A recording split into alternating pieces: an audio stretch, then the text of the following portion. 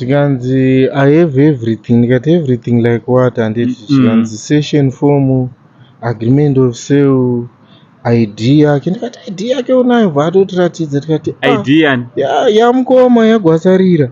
Serious? Ndiri kutaurira zve original ID rekana photo original ID isita kutotarisana nemumwe wangu kuti transaction rakaitwa rini iri. Tiri kutoshamisika ipo paya. Apa mukoma havana kana munhu wawakanga wamboita naye madhiri? Havana kana. You were the first person whoda kutoita dhiru iroro. Havana kana wakamboita naye. Saka uri kuona kuti vautonditi tipo chitupa chako iyo yari kuzviti muCID ndiye upi anonzi Ezekiel Gweru.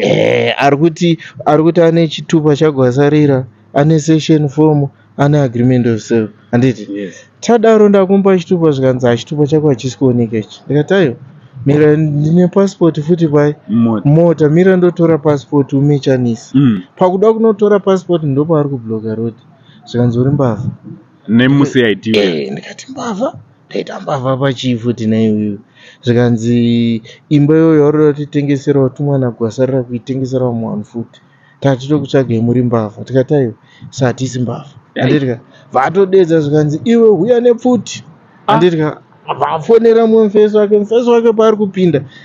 Anga ari kupi uya? Anga ari panze. Ini pandi kutotira kuda kunonzi kuita sei kubuda by force vandigrebha uya yazvita muCID uya iyo Gweru. Kenneth Mashukusha uya kwakutoya vapinda vari 3. Takubvunza paipa kuti nai shamwari chii chiri kuitika panapa. Mumwe wacho bva zviti futi ndosenza kupi kuCID. Mukati mekuti ndosenza kuCID St Mary's frauds zvikanzi idzi mbavha idzi tadzibata.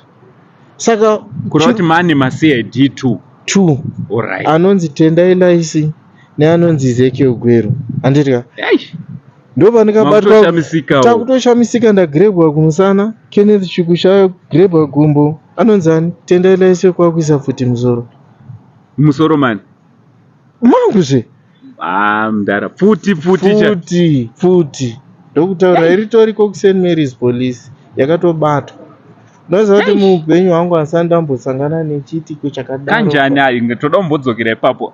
Iri kuita sefirimu futi toiona muTV vamwe. Towanzongoona futi muTV kana kuti nemasecurity wemari vai. Indopa ndowanzoiona ipapo. Imuri kuti futi yaiya? Futi yakanatsouya ikamusoro mangu ndakatobatwa kumusana. Kanjani makanzwa sei? Ndakanzwa kupererwa. Shamwari wangu akafriza akagara, mbuyo vakafriza. Vakatovunzwa neshamwari yangu nzi ndozvamarongedzwa. Akati aiwa ina handina chandikuziva. Ndikati nai mbuya chii chiri kuitika ichi? Zvanzi muzukuru handina. Unoziva kuti ndakanyatsoshamisa soba. Unoziva varume vaka vasadaro haisi nyore. Unoziva kuti kuiswa pfuti muupenyu hwako hwese tongodzionera mafirimu zvinenge zvichiitika mumafirimu zvazveka. Ndakazviitwa apa upaona apa ndobva yakanongedzwa neanonzi Tendai Laisi.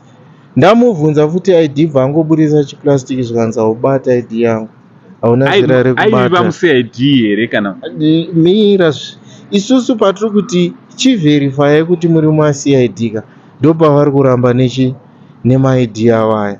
Handitika tikati hapana chakaipa. Shamwari yangu anga akagara apa handitika ndiye akazopusha Ezekiel Gweru anga akandibata. Handiti kumpusha kwaakaita ndichimhanya kuhwindo, mbuyo vachimhanya, imbwa yembuya ichihukura. Vatati atidedzera vataskirima inini nambuya vaiva. Mukati mekuskrima manje vanhu vakabva vazara panze, vakomana vachidongorera kudai so. Zvikanzi panze pane vanhu. Ndokubva vafonera mumwe futi wavakafonera. Munhu uya wavakafonera akasvika akapinda futi vazviti muCID. Vazviintroduce achiti ndonzi DI Mudare, ndosenzera kufrauds paSt Mary's. Ndikati hapana chakaipa, ndokumbira kuona ID. Mukati mekukumbira kuona ID bva andiratidza. Handitika mukundiratidza kwaakaita ID imwe handitika ndokubva ndagutsikanawo. Ndikati uyu mupurisa zvishuwa, ndakutokwanisa kukomblaya.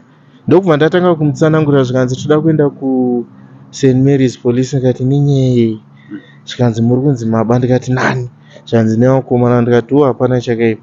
But chakatozotinakidza nechekuti ari muCID kudaro hatina kuzvipikisa zvishuwa zviri kuoneka kuti ndiye ndeti akada kuti dismissa manje kuti no vanhu vese vari muno mandetika ndinoona kuti tikaenda kudzimba kwakuti svibei mangwanana 8 moya pastation totanga kuita sei kuripota nyaya kutora mastatements saka inini ndo pandikati imimi zvamuri muCID zvandiri mbavha kainini handirika ndoenda moti dismissa sei handirika hazvibude ndo pandikabva ndatora foni bva ndanomira uku handirika mukati mekutora foni meme bva ndafonera muzukuru wangu ndikati shamwari kuno kamine very bad situation ndanongedzwa pfuti ndokumbirawo mhanyo pai pa nearest police uye nepolice tiite sei tibatsirike kuno ndo paakabva auya neriot yakasvikokomba imba yambuya yanga yariot yekupi yeSt Mary's Police Uniformed